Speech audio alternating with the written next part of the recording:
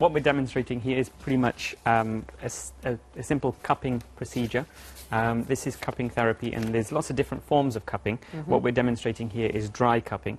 And the procedure is really straightforward. The concept is very simple. We're using mechanical vacuum.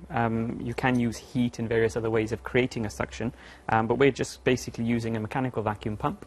We're using a valved suction cup, and we apply the two together and we create a suction, okay, by sucking the air out, which is really simple, basically. And we can see it pulls the skin up and makes that mark. And Yes. you've already done some of this on so Aaron's back. Aaron, are you okay? Yeah, not What does too it bad. feel like? Just feels like a nice stretch, really. You just feel really relaxed.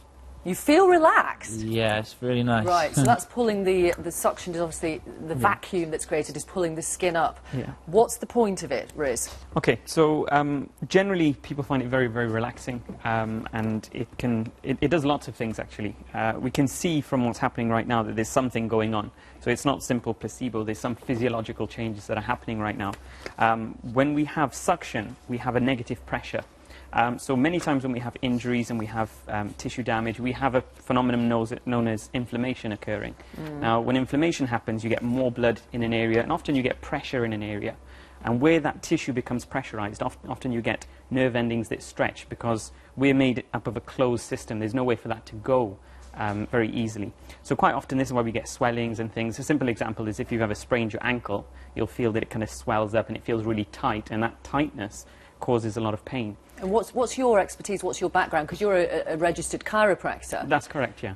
Cupping is an unregulated area, and presumably anyone can do it, can they? Yeah, well, cupping therapy is, it's under voluntary self-regulation, so pretty much So like, anyone can do it? Yeah, just like acupuncture or just like massage therapy or various other types of complementary therapies. Yeah, my background is in chiropractic medicine. So the concept is the same. Okay. We're looking for natural ways of helping the body heal itself, basically. All right, well, let me bring in Professor Cahoon. Good morning to you from University College London. Hello. Hello. Is there any science behind this at all? No, I'm afraid that the spiel you've just been given is entirely hocus pocus, but perhaps that's not surprising from a chiropractor, because chiropractic is disproven itself. It was the subject of a court case recently where, when Simon Singh defined it as a happily providing bogus treatments, and he won the case in court, thank heavens.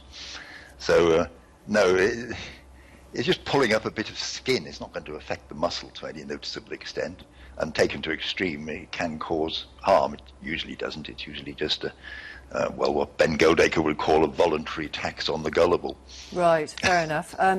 How do you respond to that, a voluntary tax on the gullible? Well, I think everything new will have its opposition, and obviously we've got ours here. Not you. But in general, you know, lots of things, such as cupping, such as chiropractic. You know, chiropractic is actually something which is proven by, recommended by the NICE guidelines, the National Institute of Excellence. It's been withdrawn. And GPs and doctors are actually recommended to tell their patients or encourage their patients to seek I don't know if you heard manipulative Professor care. Colquhoun, he says it's been withdrawn from the NICE guidelines. Okay, It never was recommended by NICE. They recommended manipulative therapy. They didn't mention chiropractic, and that's been revised and removed entirely. I'm afraid you're very out of date there. Okay. I had a look at a 2012 review of cupping. It said the studies that had been reviewed for the review generally were of low methodological quality and more research was needed.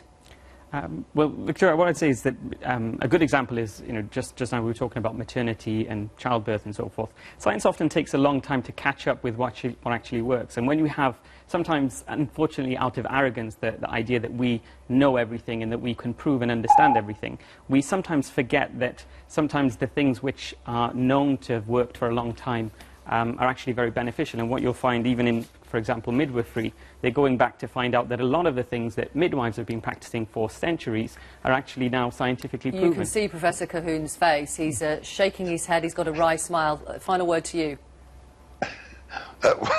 Well, there's no amount of anecdote that will supplant data.